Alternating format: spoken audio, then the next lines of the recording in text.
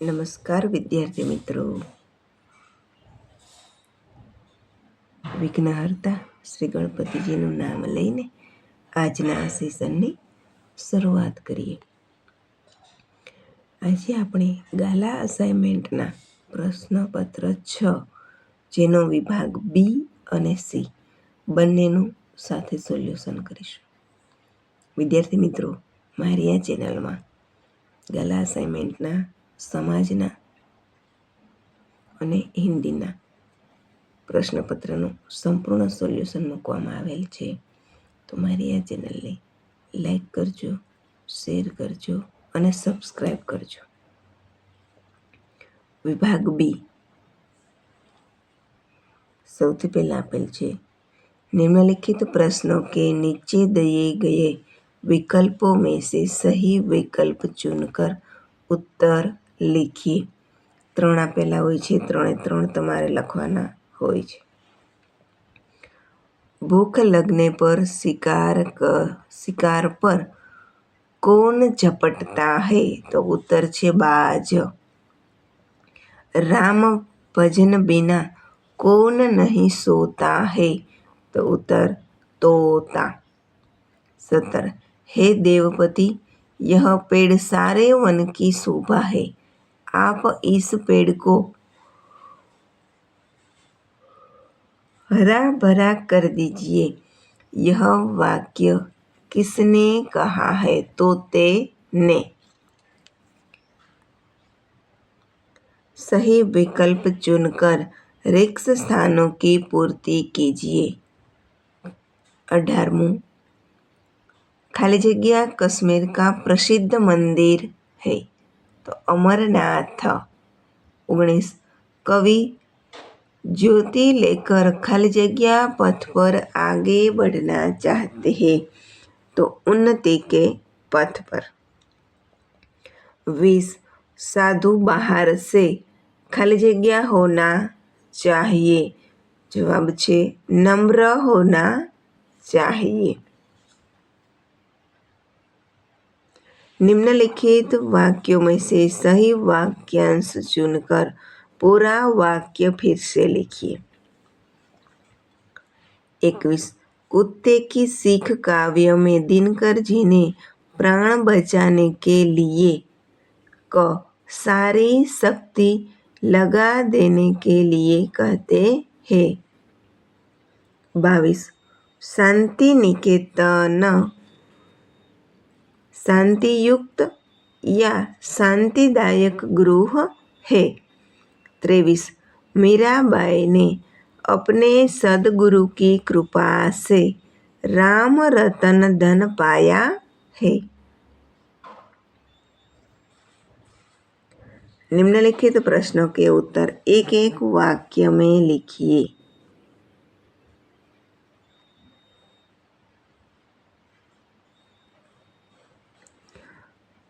कवि रैदास की भक्ति कैसी है?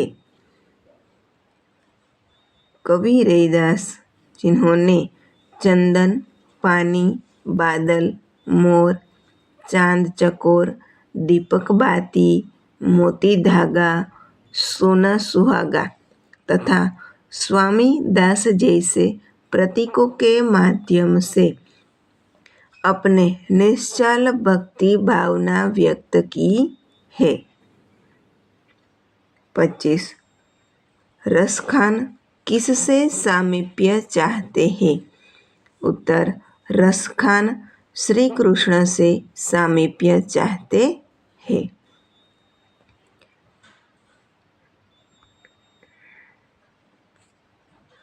निम्नलिखित प्रश्न का उत्तर 2-3 वाक्य में लिखिए.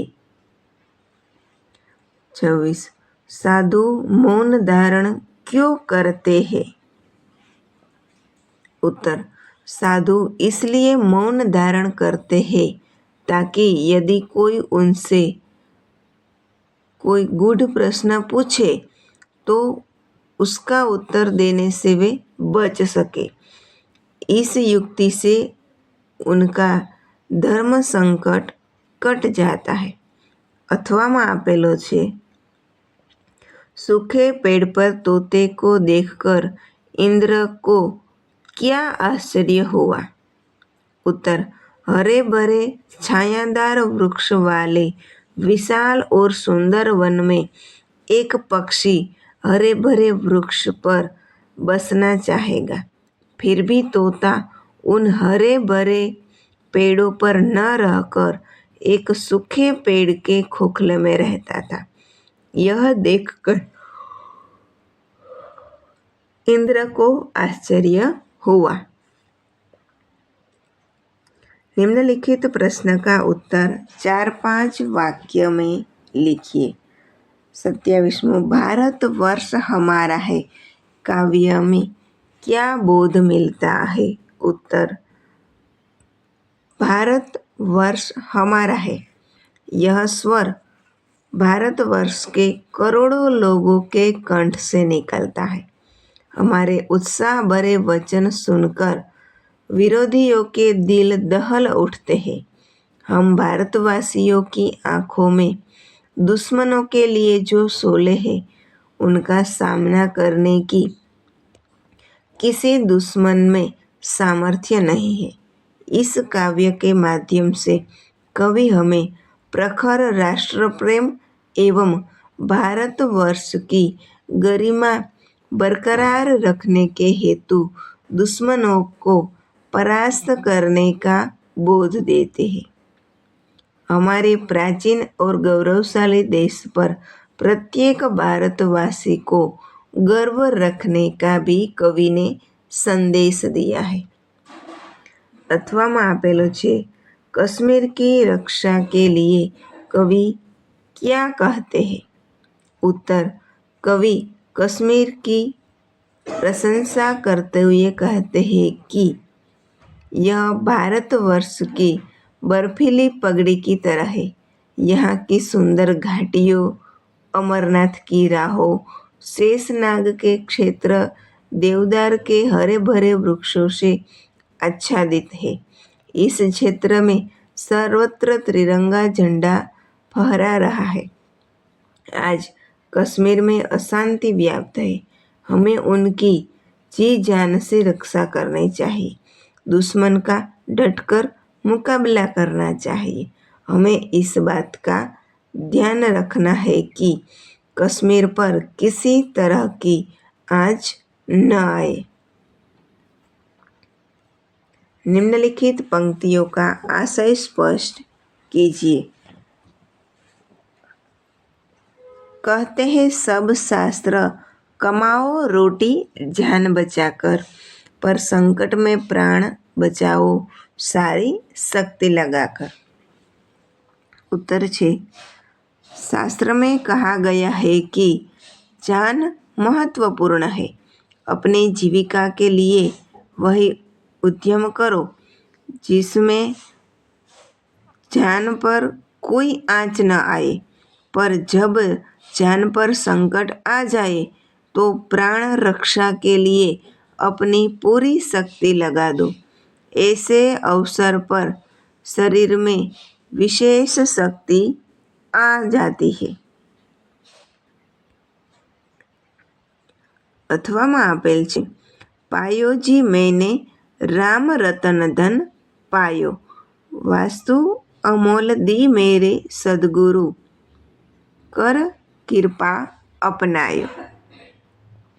उत्तर छे, मीराबाई कहती है कि मैंने ईश्वर रूपी रत्न प्राप्त कर लिया।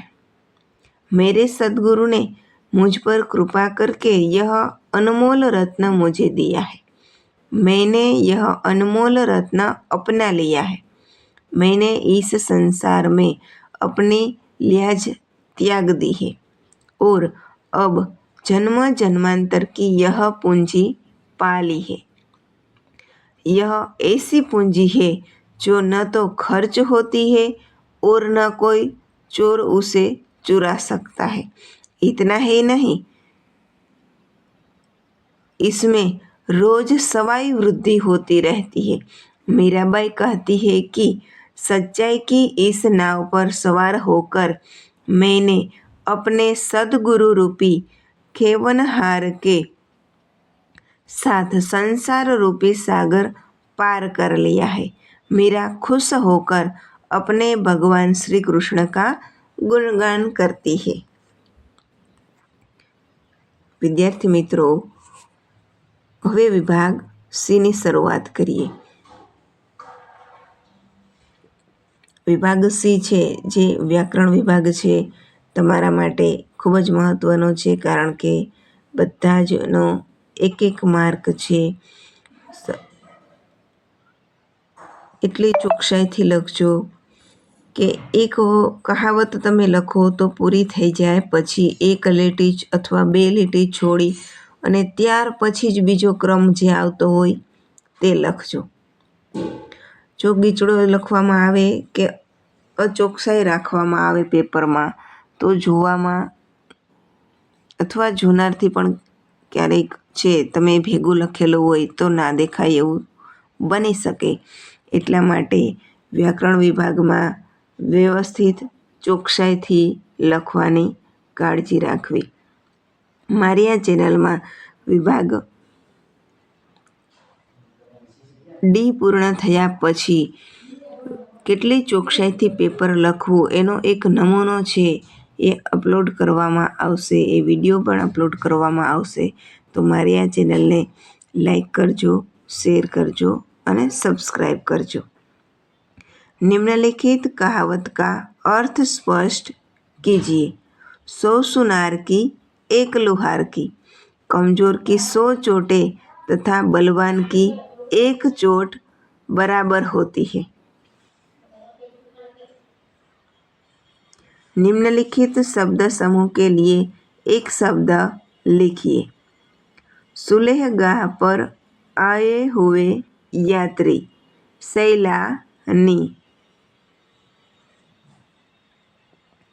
संधि छोड़िए परमात्मा तो परम वत्ता आनंद.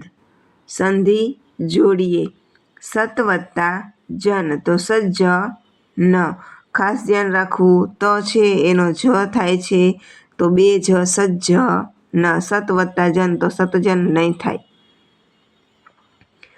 निम्नलिखित मुहावरे का अर्थ देकर वाक्य में प्रयोग कीजिए. ठंडी आह भरना, दुखी होना. लंबी बीमारी से परेशान माँ ठंडी आह भरने लगी. विरोधी प्रतिकूल तो अनुकूल. शिक्षित तो अशिक्षित अथवा अनपढ़. पर्यायवाची जलधी તો સમુદ્ર અને અનુમતિ તો ઇજાજત અથવા સ્વીકૃતિ. ભાવવાચક સંજ્ઞા ભારત તો ભારતીય, આવશ્યક તો આવશ્યકતા. વિશેષણ સંજ્ઞા દિન તો દૈનિક, દર્શન તો દર્શનીય.